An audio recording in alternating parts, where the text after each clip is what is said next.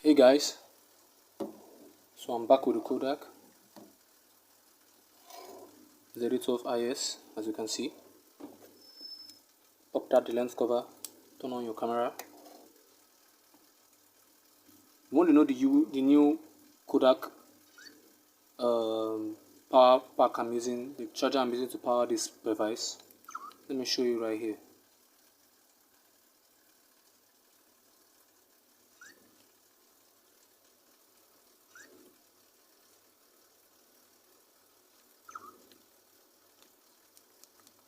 I'm taking a minute, just a minute.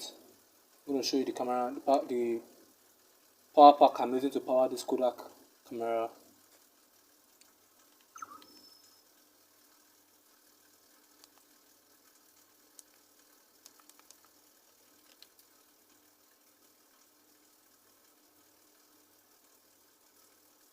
The viewfinder.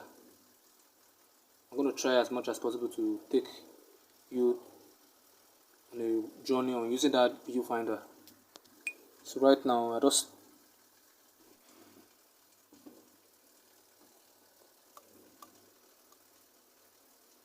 yes, can you see that?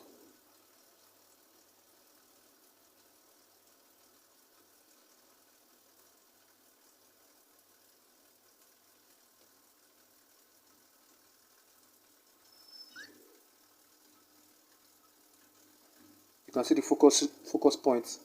This is 3 focus points right now. This is 4 focus points. Although there isn't an object there that you can focus on, I'm just trying to give you a sample of how the viewfinder looks like. So what you see in the viewfinder are different. You see different things like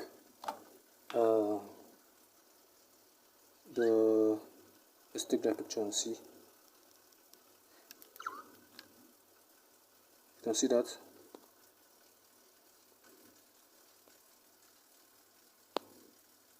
Okay. Exposure compensation, your shutter speed, your ISO, and your aperture.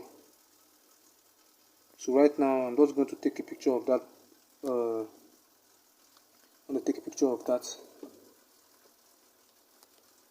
remote right here. So I'm going to change it to normal view so you can see. Although the viewfinder is not really an normal viewfinder you can see in DSLR camera, this is just an electronic viewfinder, which means that there is another screen, a tiny screen inside this mechanism right here, which can be used to see images and for better composition. Like I showed before, it wasn't showing very clearly. You could see the shutter speed, the ISO button, the focus ring, and that's it. A little bit clear now.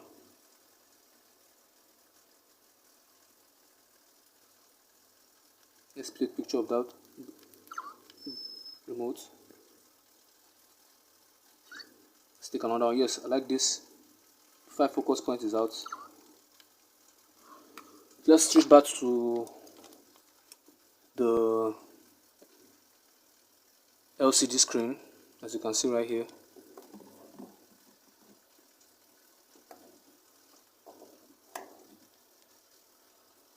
So guys, we are back. Like I said before, we've seen the viewfinder. Now it's time to check some of the specs of this camera, what you can do with the Kodak z812is. You have the menu button. So right here in the menu you can see 8.0 megapixels. You can do whatever megapixel you want, starting from 1 megapixel to 8 upward. That's the picture size.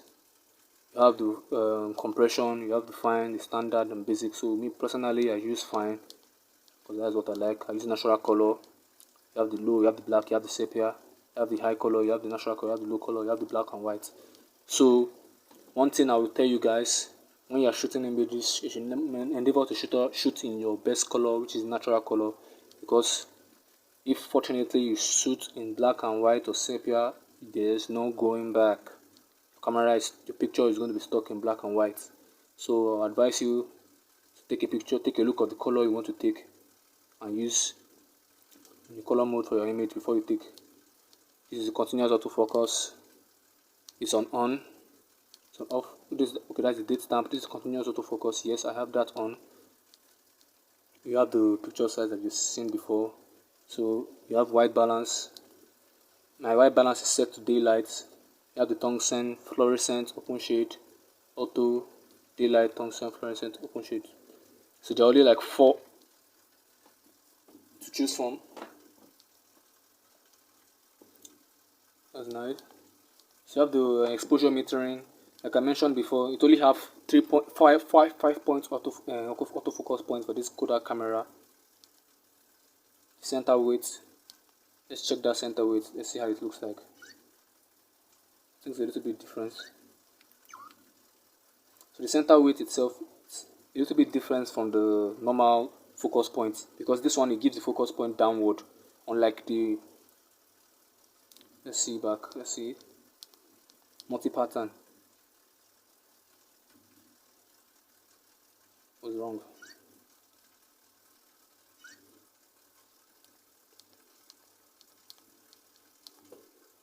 There's exposure metering. This is spot. As you can see, it brought a little bit of a little circle to the middle of the image to see how far you can spot your focused object. Right now, there's a letter in the middle of that touch. That's where the spot is.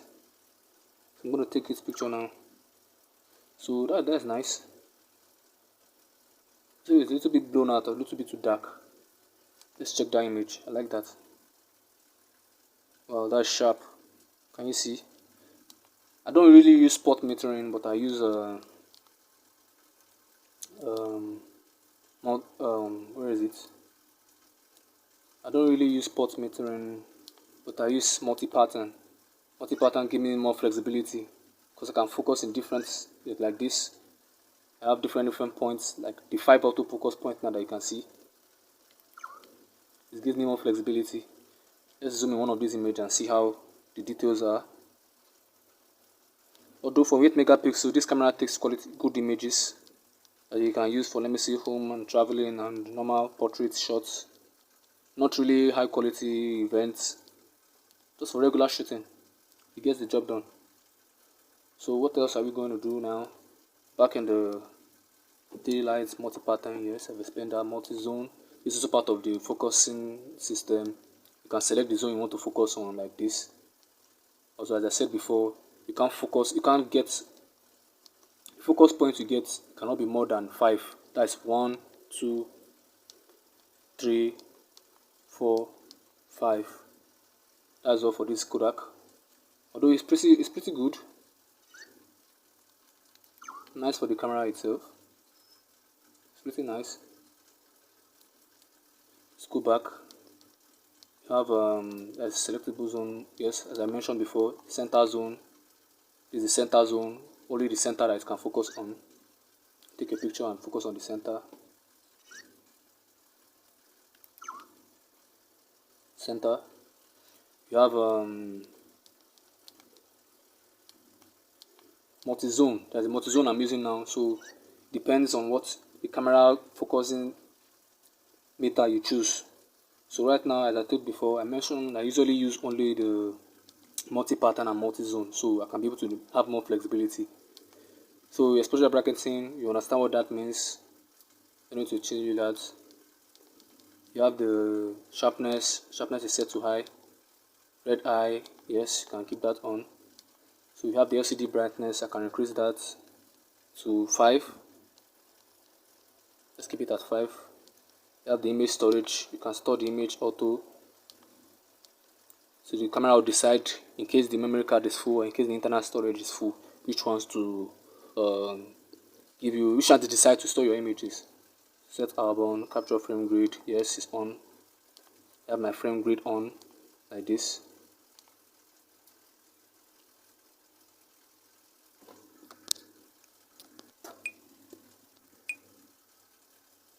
Like I mentioned before, that's the frame grid.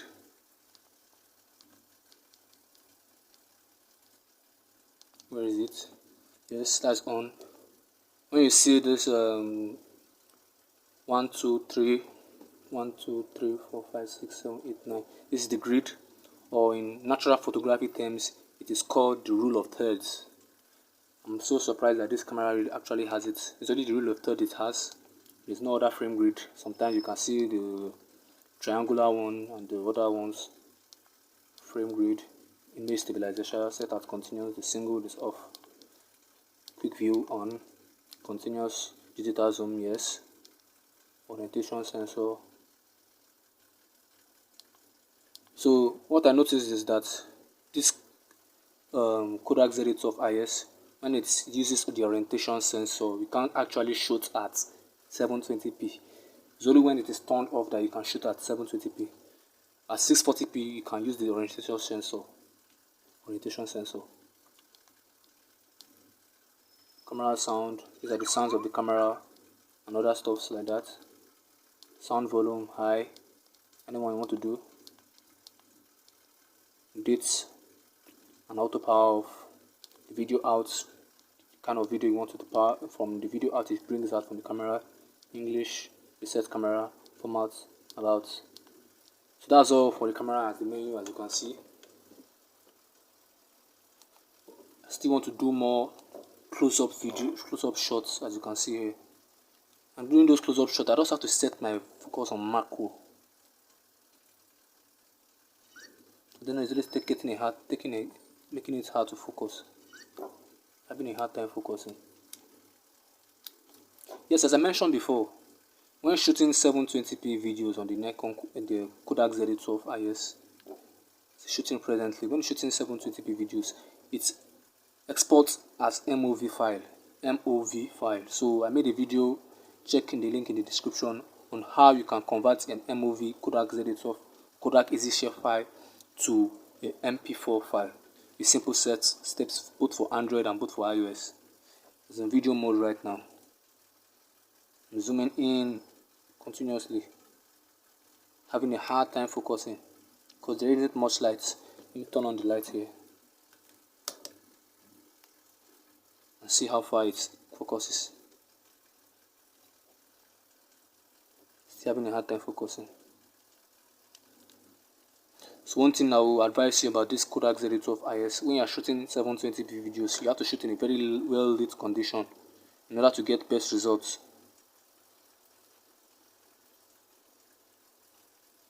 Let's skip that for now. Go to other shooting modes. As I said before, I like shooting on manual, but let's try this scene mode for now. I'm going to try text. So this, apparently, when you want to take close object of text or written text on some objects, you can just zoom in and try something new. Like this. I'm trying a little bit to zoom in and see how I can get some close-up, some pictures. It's not doing as I expect. Let's check ISO.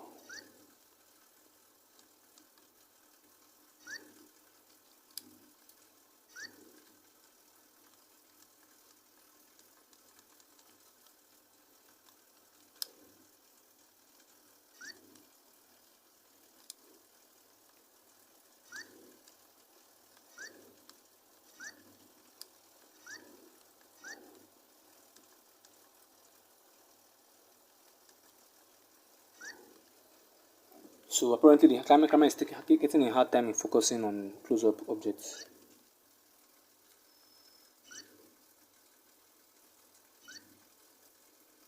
Let's see if I can take this.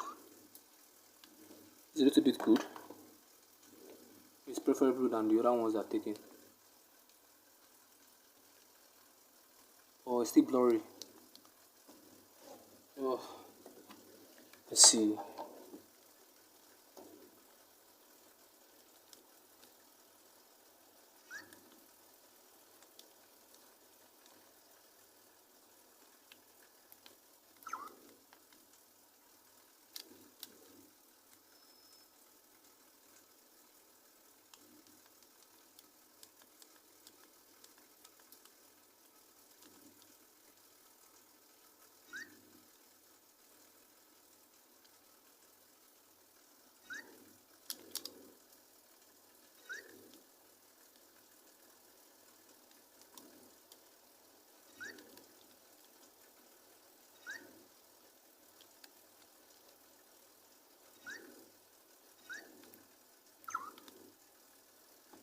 Yeah, let's see this one. Yeah, they're pretty okay, but it's not really sharp. So I got that. You can see. So apparently when you need to take portrait shots, the photographer doesn't necessarily need to be close to the image. You can go like some meters in order to focus on those images, like this. It doesn't really focus now, but you need to go a little bit further. So as I did, what I did was that I carried my camera, lifted it up, then I brought it down. So these are buttons for the top of the camera. This is buttons for mixed exposure compensation images. Like if you're taking pictures, you can just click on it. If you want to take countdown 10, 9, 8, it's counting down as you can hear. You can click it back if you want to stop the image. So that is 10 countdown, this is 2 countdown, this is 2 times the image you can take. So you can take image at different exposure, that's just what it means. So this is a continuous shooting, that's just it. Continuous shooting, I think you can do like up to 5 images a second. You put it on manual so you can see. So I think it doesn't work with flash, so I'm just going to give you a sample. Continuous shooting on, that's here, just double on. It's continuous shooting, so 3, 2, 1, go. 3, 4, 5. That's 5 images. You can see it's buffering. When it gives that logo right there, it means that the camera is storing those images. This camera, apparently, when it stores images, the higher the highest megabytes of the image is I think 6 MB. The highest you can see is maybe 4.5 or 5 MB because it's an 8 megapixel camera. It doesn't shoot RAW, so those are what you can get from there. The flash button, the power button, the viewfinder, info, preview, share menu, and the delete button. That's all you can see right here. The Kodak Z812 Android embedded logo. This is the microphone, or the speaker actually. That's a very tiny mic right here. If you can see that. So guys, that's all for this video. I think I'm done with the Kodak Z812is franchise. I've done many reviews of this as well. Like, comment and subscribe. More future videos to come. Obviously, with a better camera next time. Make sure you like, comment and subscribe.